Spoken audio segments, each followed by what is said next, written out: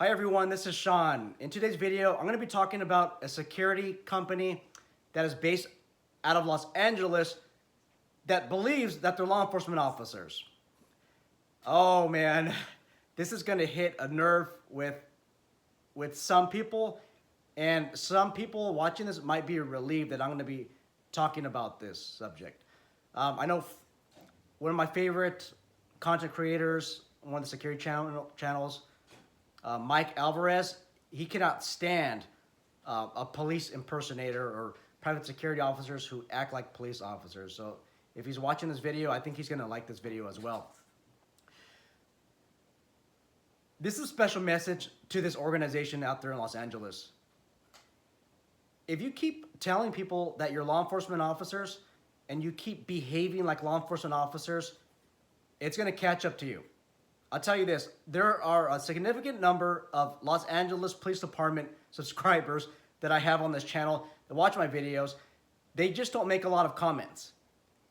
And pretty soon, and this is a warning to you, if you don't start taking down some of these videos that give others the impression that you're law enforcement, I am in lack of case studies.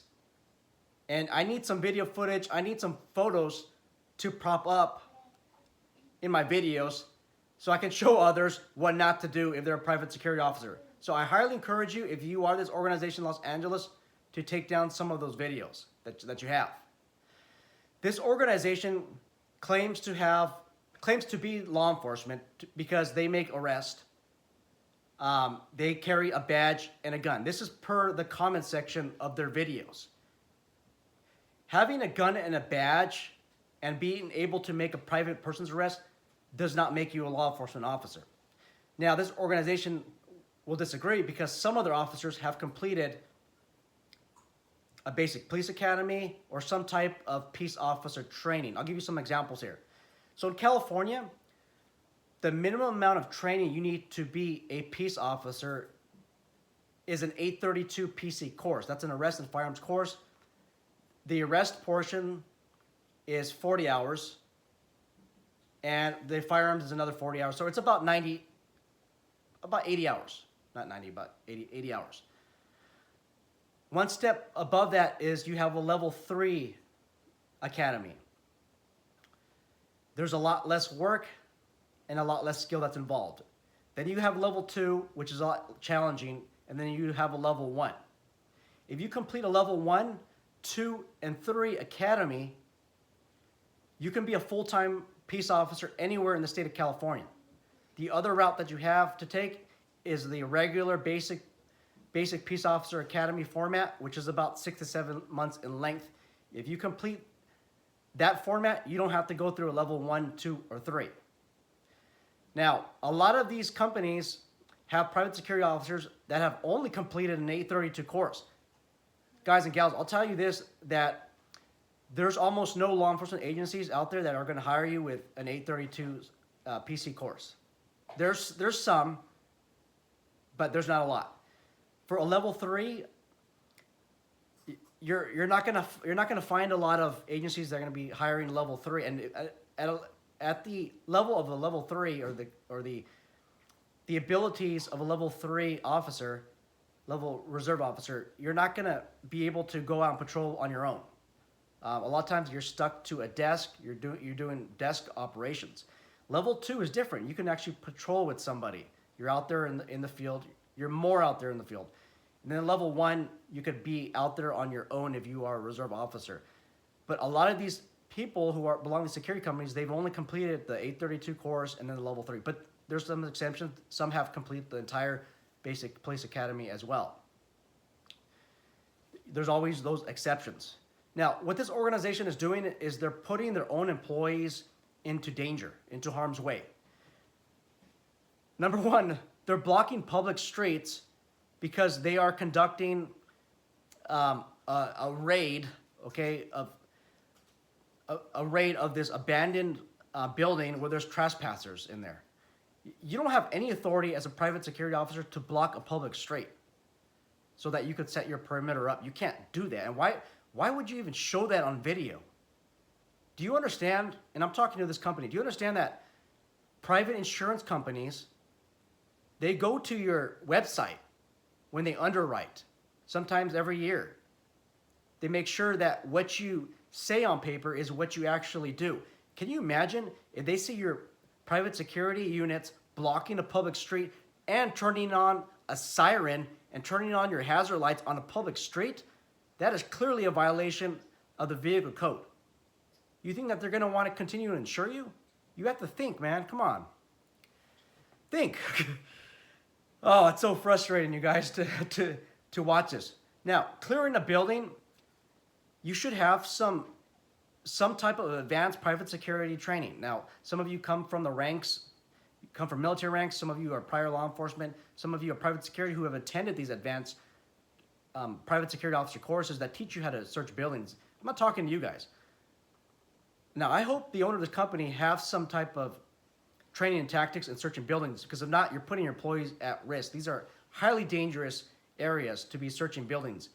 And then you put your cameraman or camera person so that they can videotape your glorious times conducting this building search.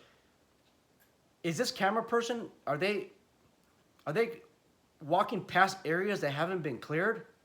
Because an abandoned structure like this, once you're inside of the structure, it's easily for transients and everyone else who wants to do harm with you, it's very easy for them to come out of the woodwork and then come inside of the structure because maybe they want to reclaim their goods.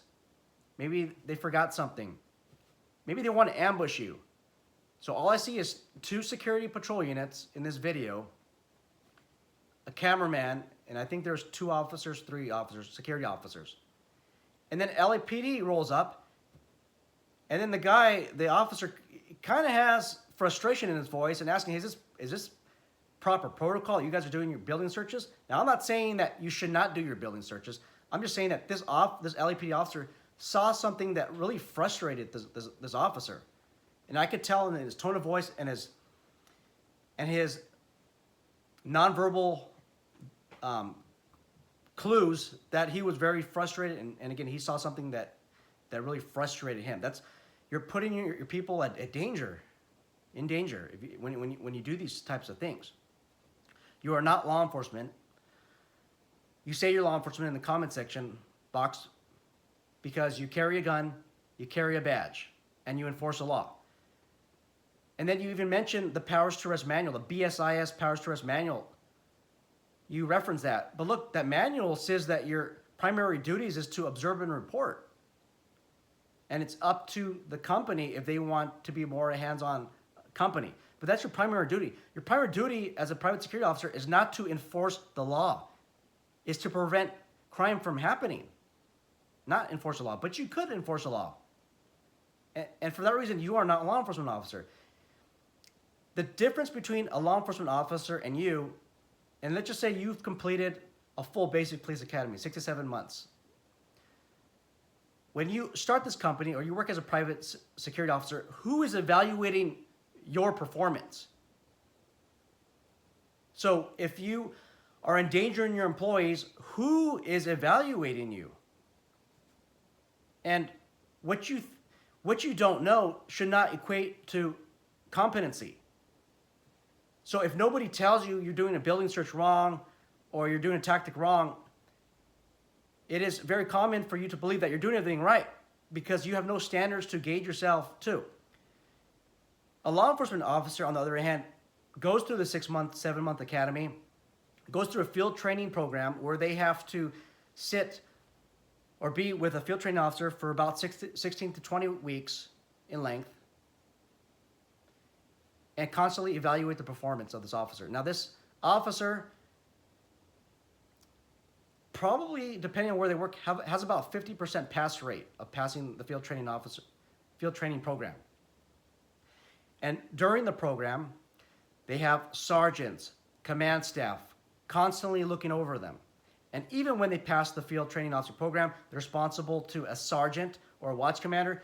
This watch commander or sergeant constantly reviews their performance. This person also is reviewed by his or her peers who may have 5 years of law enforcement, 1 year law enforcement, 20 years, 30 years of law enforcement, that constantly critique the performance of this new officer. There is ongoing training. There's in-house training. Who evaluates you as a private security officer? If you're the security company owner, who evaluates you? How do you know you're not putting your employees in danger if you're not consulting with anybody? Or are you? I don't know. Guys, how do I know about all this information? Number one, I am a field training officer. And number two, I have taught the 832 PC course, the level 1, level 2, level 3 academies. I've worked in a law enforcement capacity, and I've worked in a private security capacity. Whoa, what a mouthful. Anyhow, if you're this company, please make a revised statement. The media is constantly interviewing you. You're giving other security companies a bad rap because the general public, when they want to hire you, they're expecting law enforcement officers like you explain that you guys are, and they're expecting someone to turn on their lights, their sirens, conduct building searches, their guns out, and act like law enforcement when really they're not getting what they paid for. You're doing the whole security industry a disservice. How are they supposed to match up to what you have available without breaking the law? Well, at least the vehicle codes. Maybe the business professions code, but I have no evidence of that. But it's not fair to all these other security companies to have to match up to the level of skills and abilities that your organization claims to offer. When I'm looking at this and I'm just seeing a mess. I'm just seeing a huge mess. It's not fair for these other companies, these people who obey the law. They obey the standards within the private security profession. And then you get a lot of media coverage. I mean, I don't care about media coverage, but with that media coverage comes hundreds of thousands of people who have no idea what private security standards are, and they look up to your videos, your news, your press releases as guidance. In the video, you also mentioned, why can't you book prisoners? Okay, why can't you transport them to the police station, get them processed? Why not? Well, you have not done your research. Do you even know what Title 15 is? There's a lot of liability that comes with that as well. I'm not saying that it's not something to consider. But if you want to start offering prisoner transport services, hopefully your insurance company knows about this. Anyhow, probably give it a little bit of time. Please modify your videos. Guys and gals, let me know what you guys think. I'm looking forward to the dialogue. Take care.